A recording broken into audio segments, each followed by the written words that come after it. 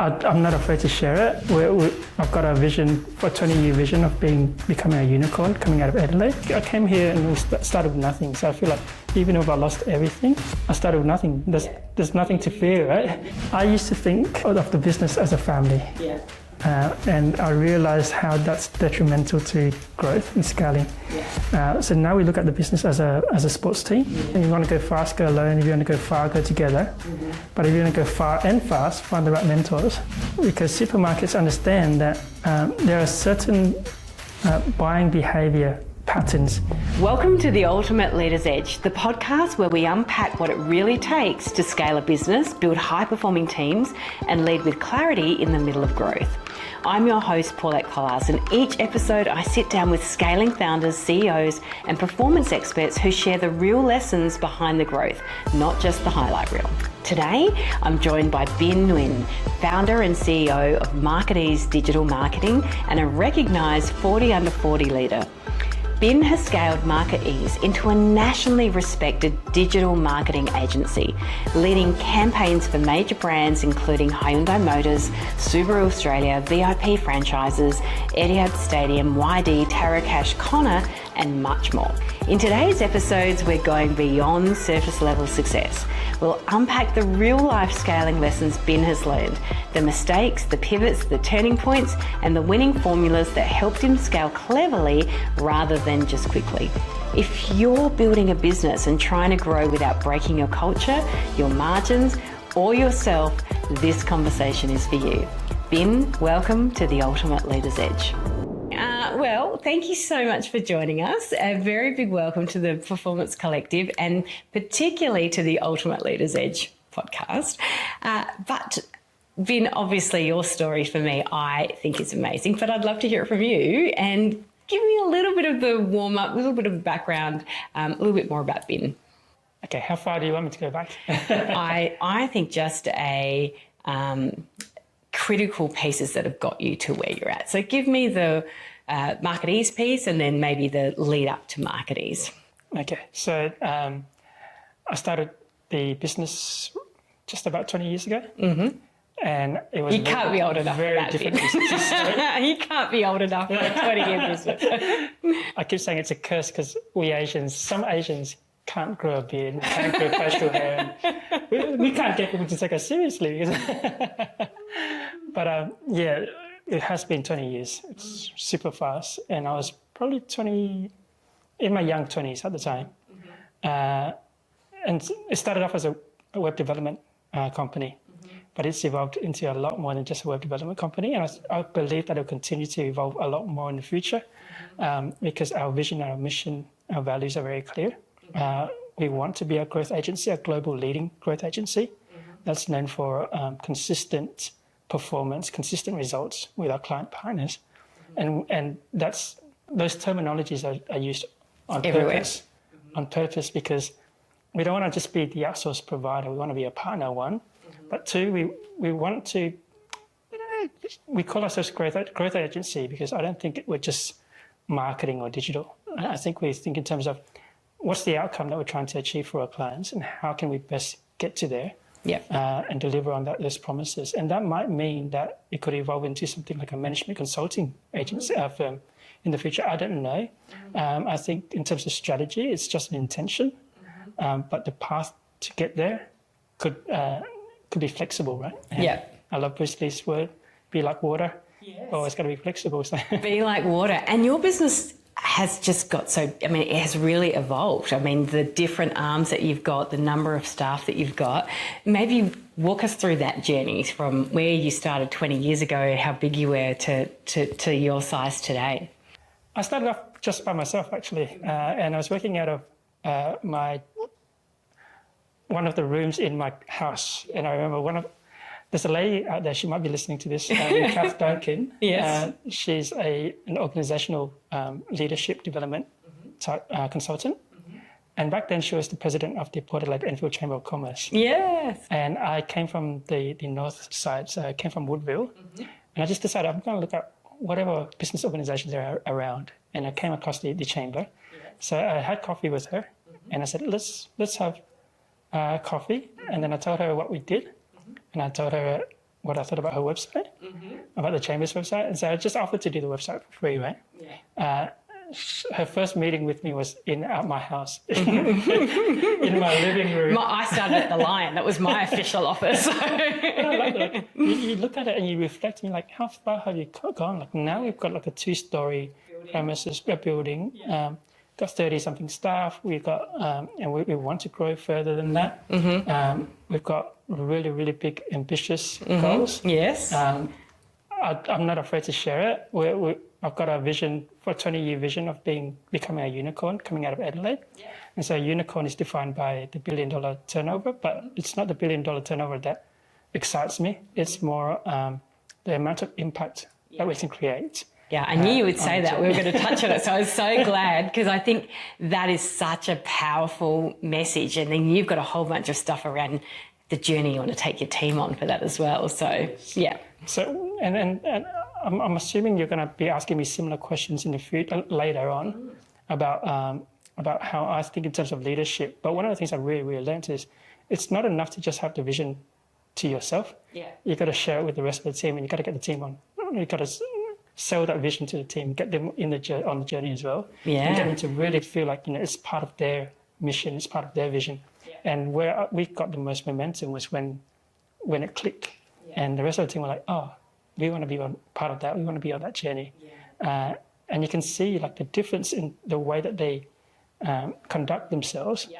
They're out there making decisions. They're being proactive. They're not waiting for me to give them instructions. Yeah. And it changes the game completely. So. It's so good, isn't it? When they can see how their role connects to the vision is the magic piece, isn't it?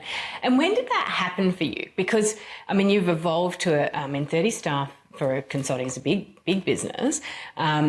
Where did you become that big? Because you're just not marketing, you've got video, you've got other production lines. So kind of that evolvement and that big scale, and then what I call now the leverage, because there's the middle bit that hurts sometimes because you've got all the costs, no leverage, right? So what was the time frame that you kind of got there, and then what made you, and how did you morph us into websites, to digital marketing strategies, to analytics, to video production, to all the different bits that you've got underneath?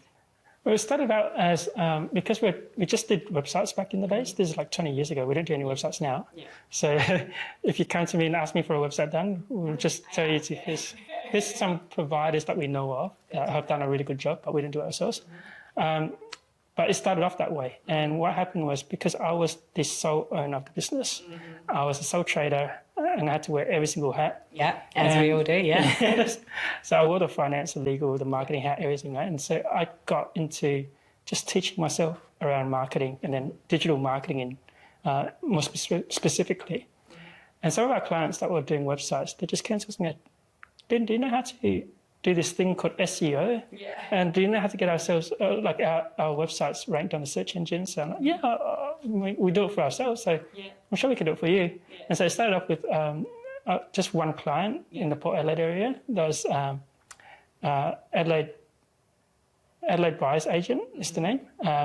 And we got results for them really, really quick, to the point where they were very, very happy. Leads started coming in, and they started telling their friends, and and then it just kind of evolved into that. What we found, and this is one of the pivotal moments in our business, was that I saw the leverage that retainers have compared to projects, and it was a lot more monthly partners. And because the way that the nature of retainers, we're charging our clients every month, we're partnering with them every month, we're delivering value every month. That does two things. One, it forces us to always look at how do we create more and more value every month, and not be complacent. Not just finish a job, actually look at value. Yeah, I think if you play the game of business with a finite lens of view, where there's a stop and an end, you stop trying once you get close to the end. But Simon Sinek has a book called The Infinite Game, and he spoke about the Vietnam War. When America came and aided South Vietnam, they lost the war, but actually Vietnam lost the war, had much more casualties than America, It's just that they always looked at it from an infinite game. They never looked at it as a finite point of view. And so they continue to keep fighting. And eventually, America didn't have the same sort of mindset, and they ended up losing, right? So they got pushed out of the country.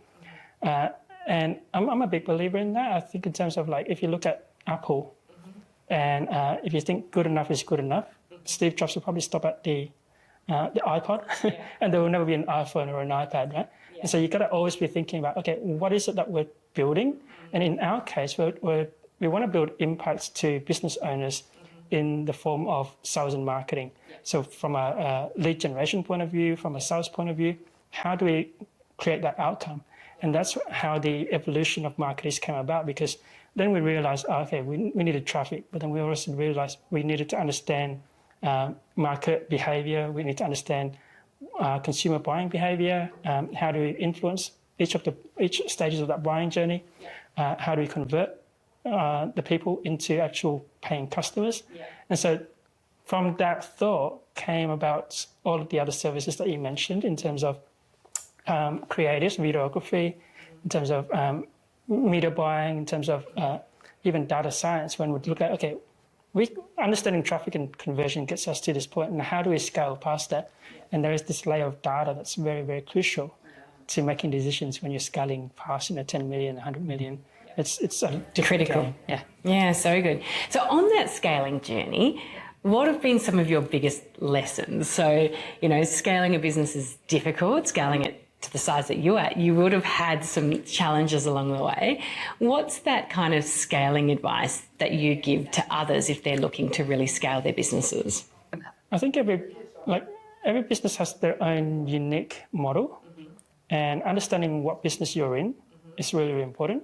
In our case, you and I, we're in the professional services business, and mainly we're in the people business, right? And so people become the biggest asset that we have. And I think of what we're selling as people. We sell value, we sell an outcome, but what we're really selling is people's time. And the people's time becomes the inventory of our business, right? And so if you think of it from that lens, if that's the inventory, and it's all a supply and demand sort of thing, where our industry, we rely on supply is the biggest bottleneck. Getting good talents is very, very difficult. It's rare, it's difficult, and and when you do get them, you got to fight. Now you got to think of ways to retain them, because there are global companies that come into the place and come into the market, and they'll approach the best guys, and they'll offer them really, really attractive compensation plans and all that. And so you have to think about how to retain talent, how to attract talent, how to retain talent. But then I think in terms of like, if you're in manufacturing or you build a product, your bottleneck is in the demand side, because supply, usually from a raw material point of view, depending on what you're selling, there's a lot of that, and you can scale that a lot easier. But when it comes to scaling people, it's a lot more difficult. And with good products, you need good raw materials. Same thing as with good talent, you need good people. And so if that is more scarce, if that's more rare, what levers do we have to pull?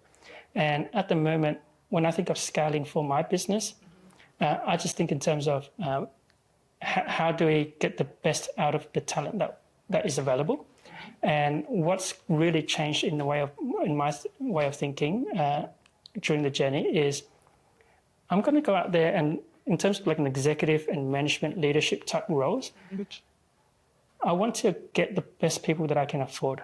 At this very time. That's a great tip, isn't it? Because sometimes people go here but they can't afford it. It's better to get the best level that you can afford, isn't it? Yes. Because that's one area where I think you shouldn't compromise. Where you can sometimes compromise is more the junior level, because the way I'm thinking about it is, if I lost 5 junior levels tomorrow, yes, there'll be a disruption, but my business could still continue. But if I lost 5 executive people tomorrow, it's going to be very, very painful. And so if that is the case, then how do we get the best talent that we can afford in the executive level, in the management level, in the leadership level, and then compromise, knowing that we don't have an infinite supply of resources. Where we compromise is in the more junior levels. And it'll be very interesting to see what the future looks like as well, because there's technology that's come about with AI and everything, where it's able to replicate some of the thinking, more so at the junior level, but the context matters and experience matters. And so I think where the value comes from is that experience, that context, and that, that pattern recognition is going to be super important, and that comes with experience. Love that. I mean, obviously you work with similar clients to us, but seeing founders trying to scale, what's the biggest mistakes you see founders make who are trying to scale? Most of the time it's them trying to scale too early, before they're ready. And when I say that, when you think about the unit economics, a lot of people just look at the P&L and go, okay, it's profitable. They don't realize where the profits are coming from, what levers they've got under the control. They don't really think about, past a certain point, you're going to need more management labor, and those management labor costs are going to have no direct correlation to your revenue driving activities. And so there's going to be an additional layer of cost that's going to incur, and it's important to run a business of a larger size. I think Greg Crabtree has a book called Simple Numbers Big Profits or something along those lines. And he calls it the black hole of growth, right? Yes. Which is that 2 to 5 million mark when you get past 20 people. It's super difficult. The sticky middle, All of a sudden you got to get a marketing person, HR person, or whatever the case is, and they're not doing. They don't have the leverage. They got all the costs, not the leverage. Yeah, and that's when it gets super hard, and people don't put that into consideration when they look at the P&L. They don't look at. They don't take into consideration all the annual leaves, the payroll tax, the super, all of these things that we had to put an extra 40% on top as a cushion and plan for that. But once you get those unit economics right, and you can see, there is a product to market fit in that you can have the best product, but you're selling it to the wrong market, and you're unable to get them to pay a certain amount that is higher than the delivery cost. Consistently, and you can consistently deliver that value, then there's something wrong there. You got to get that right first before you even look at scaling.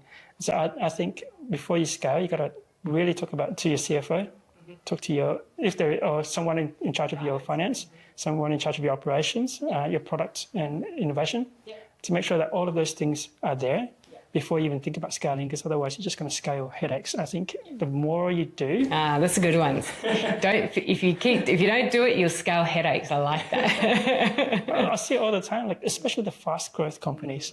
We're probably in our, I can't remember the exact number, but roughly 10th year in sponsorship of something called the Fast Movers program. And the Fast Movers celebrates the fastest growing companies in Adelaide. And you see the ones that grow really, really quick, it's very, very chaotic because they haven't really had time to build the systems to cater for the next stage of growth, right? They've grown from here to here, but then from here to here isn't going to be the same systems and same people that's going to take them from here to there. And it's such an important point. We say it all the time. What got you here won't get you there. It can, but not always. And so you've got to really be aware of what that looks like. Okay. I mean, you mentioned before a turning point in your growth was getting people connected to, we call it North Star, and you call it vision, mission, values. How did you get them connected? So what were some of the ways, how did you onboard your team to your North Star? First of all, communicate with them. I think one of the mistakes I made in the past is not communicating it to them enough. And I would tell them, but then I wouldn't repeat it over and over again. Nowadays, we have a quarterly strategy day, which is our quarterly business review. We have a monthly, end of month, every single month we have, there's a bar behind our office called Ferg's. I've seen your office, and it's super fun, and we love it. Every single month, last part of every month, we go to that bar at the back, and we book out the beer garden. The owners love us because we've been doing it for the last few years. And there we would share all the month's progress, all the achievements, recognitions, etc., etc. But then there we also share, here's the vision, here's the mission, here's the value, and we'll reiterate it over and over again. So that it actually sticks. The team also has weekly whips to their direct reports. So they have their own little sub-teams or pods, and then I have my direct reports come to me every week to let me know what's going on and how we're progressing with all of these plans and execution. But I find that first thing first is communicating it. The second thing that we did, which worked really, really well for us, and I'm not saying it worked for everybody, but for us it worked really well, was align their bonus and incentive scheme towards the KPIs that move the needle. So Tell me a bit more about that. Do you have individual and team or just individual? Individuals and teams. So even the account management team is having a bonus structure in place. But we've got like the director of growth and partnerships. His KPIs are all around acquisitions and retention. We've got director of operations and delivery. His KPIs are centered around profitability of the business. We've got people development. We've got innovation. Like they've all got their own sets of KPIs. But then in those KPIs are a series of targets, and then above those targets is a bonus structure. So they all have like a base, and the base is it's Churn, return a roll, yeah. yeah, the base is already quite attractive, and they wouldn't. I don't think past a certain point where they're comfortable. I don't think money is the biggest driver anymore. It becomes the purpose. And you met one of my guys recently. Well, he actually said to me, "This is the first time that in my whole career that I feel like there's a bigger sense of purpose." And yes, he said to me, "I told you before that I'm doing it for the money, but then now it's past that amount. I know that my kids are looked after, my mom's looked after. I mean, my wife's looked after. Past that, it's like the first time in my life I feel a sense of purpose, and I want this to work, and I want to be on that journey with you. And so it's a very different thing when you see your best people, your key employees, get on board." What were some of the key changes? So moving from the sole person who did all the website to CEO, all of a sudden, the thing that you were doing, interacting with clients, on the tools, doing all those things, to running a team of people. What was some of those learnings, challenges, things that you found that were really important to differentiate, I guess, your role as the technician and your role as the CEO? Okay. Well, when I started, I was a technician. And with professional services, it's tough. It's difficult because it's difficult to replicate the same quality of delivery to something that you don't 100% control. And so that letting go of control is really, really difficult for a lot of people in professional services. But what I found is that when we got to maybe about 3 or 4 people, I started stepping away from. I was still in the operations mode. I was still the operator, still the technician, but I was more maybe half manager type role, the conductor. And then when we got to, let's say, about a dozen plus, I found myself becoming more of a coach. And I'm out there trying to mentor them. I'm out there trying to create other future managers, future leaders. But I've always been a student of life. When I first started, I studied a lot of. I just read every single book you could think of in terms of marketing, and then as the business evolved, I started reading all the books that are out there around leadership. Before that, I was reading books around mindset and personal development, and then leadership, and then now business, and now I've gone outside of books, and I'm looking for people who can provide that level of wisdom, and I'm talking to them, and I find that to be like one of the best ways to learn things is to talk to people. But I'm always a student, and every time I come across a different challenge, I seek out the answer to that particular challenge at that time. So Taki Moore, who we both know, usually talks about the just-in-time instead of just-in-case learning, and I'm a big believer in that. I think there's no point trying to learn everything just in case you need it one day. Learn the thing that's the most relevant to you right now, and then evolve yourself so you can become the leader that you need to be in order to take your business to that next level and the next stage. Yeah, I love that, because it can become overwhelming, can't it? You have to know about everything, and then you kind of retain nothing. And so I think that's great advice. Well, where I think you retain the most things is through experience. And what I've found over time, it's been 20-something, like I say 20 years because 20 years is as marketeers. Before that, I did another business for 3 years. So it's been 23 years in business. And over time, you realise depth of context that you get from having deep understanding of different areas of business, not just one, allows you to see the patterns a lot more quickly and easier, because you're no longer just looking at it from one lens, you're looking at it from multiple lenses, and you're understanding there's multiple lenses. So you can solve problems much more clearly, much more easier. Yeah. And your purpose not only goes to your team, your business does so much to support the community. I mean, anything that's supporting entrepreneurship or business, Binh is there.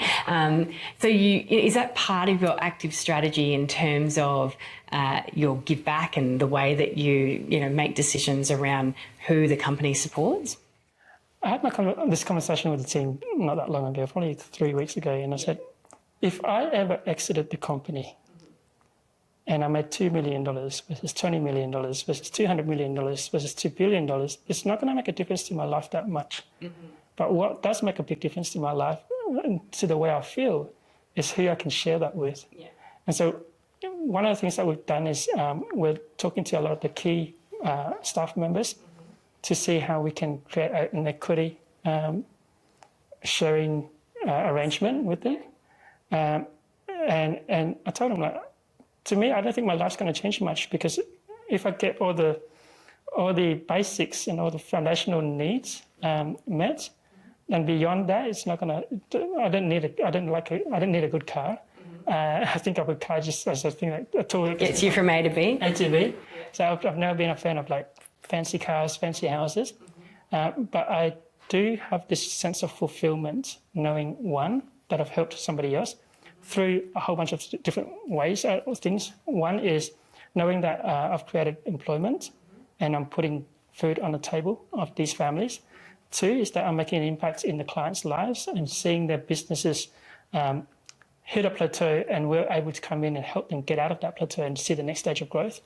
Three is I want to look at in terms of building or giving back to the wider community. And yes, there's the entrepreneurial community, which I can relate to a lot. So I like helping them because I can see them in me in them. Yeah.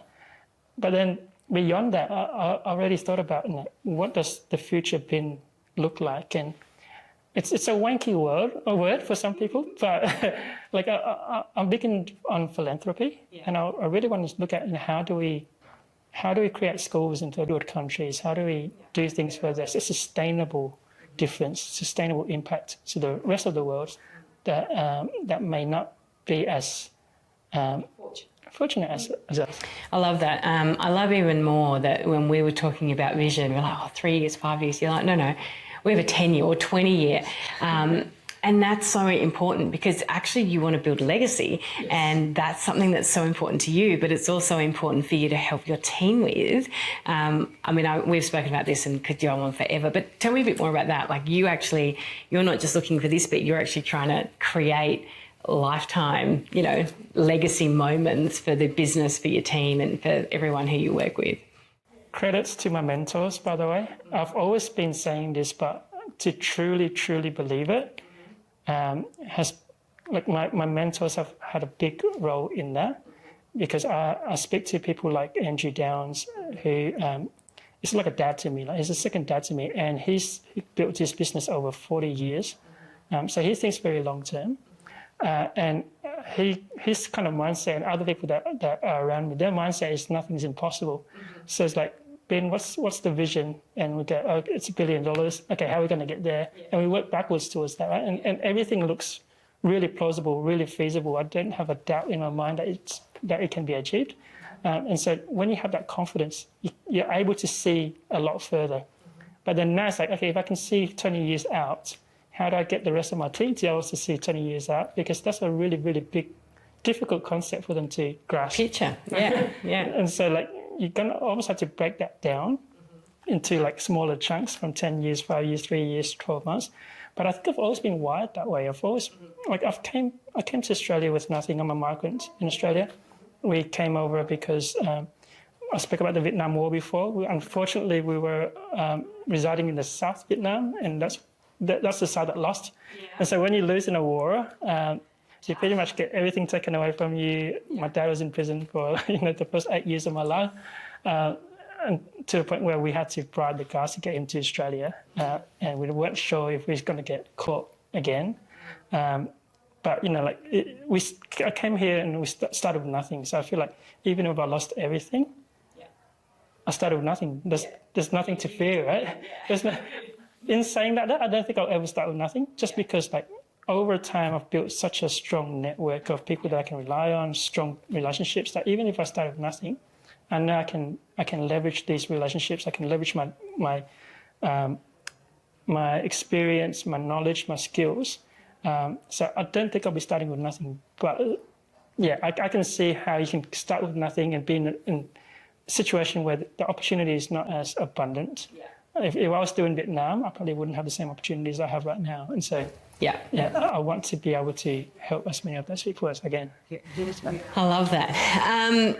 In terms of digital marketing advice, obviously you're going to have businesses, SMEs, bigger businesses and corporates that come and see you all the time. What's the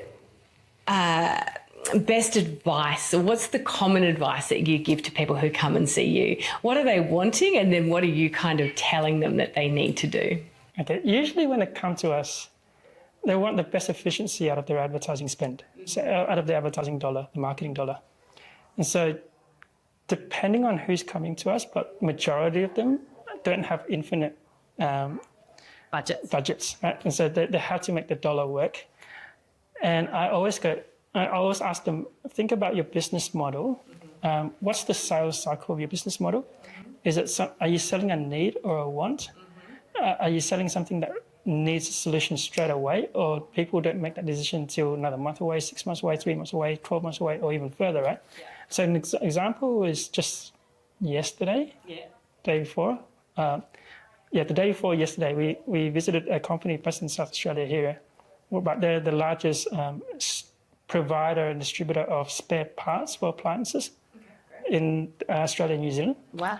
And because they sell spare parts to the homeowners that want to fix their own appliances, or the tradespeople that if you're a homeowner and something's wrong with your fridge and you need a spare part, and you go to the trade person will come to them anyway, right? Yeah. But because of the nature of that business, people come to them and look for the solution when the need is right there and then. And so that buying journey, the sales cycle is very, very short.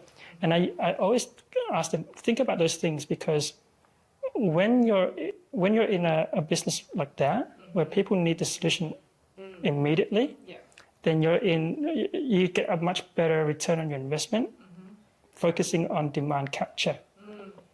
But if you're in a business where people take time to make decisions, and it's a very much considered decision, then you need to start looking at how do you balance between demand generation and demand capture. And the strategies for each one is very, very different. So I often use the analogy of the supermarkets. Yes. Because supermarkets understand that there are certain buying behavior patterns that happen throughout all their customers. They know that people that come in, if they add healthy items to the basket or the trolley first, they're very likely to add unhealthy items afterwards, almost as a reward for themselves. Hey, I've been good. Yeah. I'm going to get myself a snack, a chocolate, or a soft drink, or whatever. Right? But if they find that if people add unhealthy items first, they're very unlikely to add healthy items afterwards. So first thing you see when you walk in is always the healthy options, right? But then they also realize there are certain items that have very short lifespan, that are necessities, that are needs. Most people that come into the store, 90+% of people buy things like your milk, right? And milk has they have an expiry date of a week or so, and a lot of families buy milk, and they come in and buying milk all the time. So they got in the far corner, always at the back, right? If you go into any supermarket, the milk's all at the back. On the way out, the most popular items are eye level. The impulse buying items are at the counter.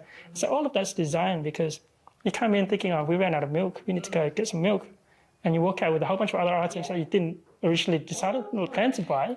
And that's all by design. And I use that analogy. Example. I use that analogy because your milk buyers, that's demand capture. They're coming in with a problem. We ran out of milk. We had to find milk. And search engine traffic are those kind of, they're the demand capture type strategies. They're the milk buyers. They're coming to search engines because they're putting their hands up saying, They need I've got something. a problem. Help me. And Yeah. And they're just looking for the best fit, right? Whereas social, display, everything else, it's more of a push approach. It's no longer a pull approach. And you have to nurture that relationship. You have to build trust. I often tell my clients that, if you haven't earned the permission to sell yet, then you've got no right to sell to them. Go back to stage one. Yeah.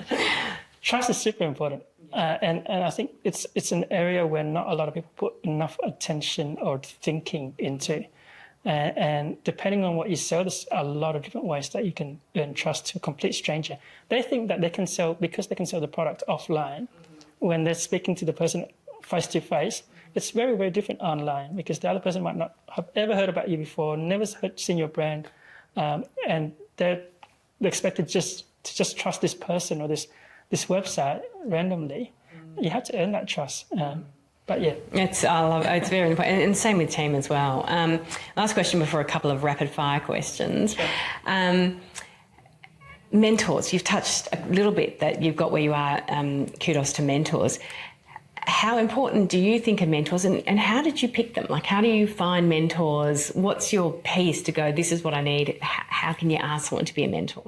I was very deliberate in that. The way I look at it is, I just go out and I look for two things. One is that person's got to have been on the path that I want to go on. They've already done it.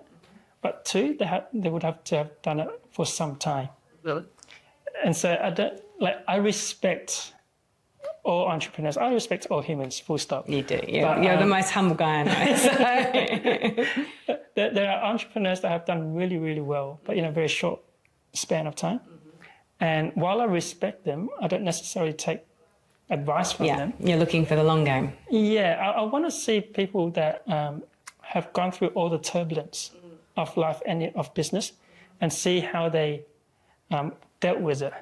Because I think you can be in a very trendy industry that the whole category is growing already anyway. So even if you don't do much, you're going to grow as part of that category growth.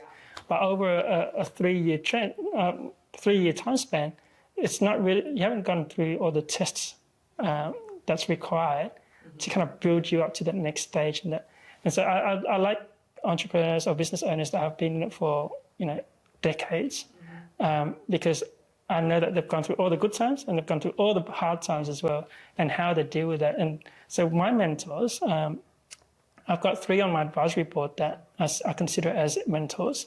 I've got other mentors in different areas, but these particular 3, they've all led companies where they've had thousands of people. They've listed it on the New York Stock Exchange, or they've sold it.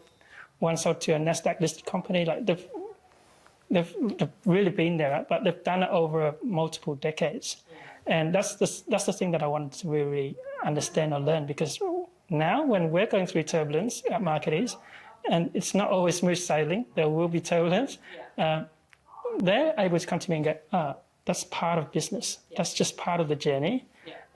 They tell me you can expect this. They put a calmness into the chaos. And so now I'm comfortable with the discomfort. You've got the pathway, been there, done there, and you've got the win or learn. They can help you either way. Correct. And I really do find, like, in order to really, really grow, you've got to step into the discomfort. Couple of rapid fire questions. So you've covered on some of these, but like the kind of the shorter thing that comes to your mind. If a founder wants to scale more cleverly in the next 12 months, what's one decision they should prioritise first? Get your financials in control. I think unless you're in SaaS startup, where you're reliant on investor funding, if you're running any other types of business, it's the cash flow that's going to create the future growth. And if you don't have that in order, it's very, very difficult to grow, at least without chaos. What's one scaling belief you had early that you've completely changed your mind about now? I used to think of the business as a family. And I realized how that's detrimental to growth and scaling. So now we look at the business as a sports team, not as a family, because yes, families, we forgive everything, right? And we still do, but there's a level of it's different, isn't it? tolerance, right? Yeah. So like you would accept a whole bunch of things and you would tolerate a whole bunch of things. But if you're trying to build like a high performing sports team that's, on a world scale, then there are certain things that you shouldn't be tolerating, because the other members are going to look at it and go, if you're tolerating this, it creates the wrong culture if you want to create a high-performing culture. So we look at it much more from a sports team point of view lens than a family lens now. That's absolutely our game too, is you don't put an okay player in centre player just because they're nice. At the end of the day, the number one thing high performers hate is low performers. Yes. And so super important. And it is important to not always be the person who everyone likes, but to be someone who's respected, isn't it? Yes. And so you learn that pretty quickly. If you had a billboard for scaling founders across Australia, what would it say? Find mentors. If you want to move fast, go. There's that saying: if you want to go fast, go alone. If you want to go far, go together. But if you want to go far and fast, find the right mentors. Amazing. I love that. Actually, it's a great way to end. I think there's so many pockets of gold that I think that you've shared with us, but some of those, particularly around the mentorship, the finance, the team, the analysis, the steady hand and the long-term vision, I think are definitely ones that I'm going to look forward to listening to again. So thank you so much for joining us. Really appreciate it. Thank you.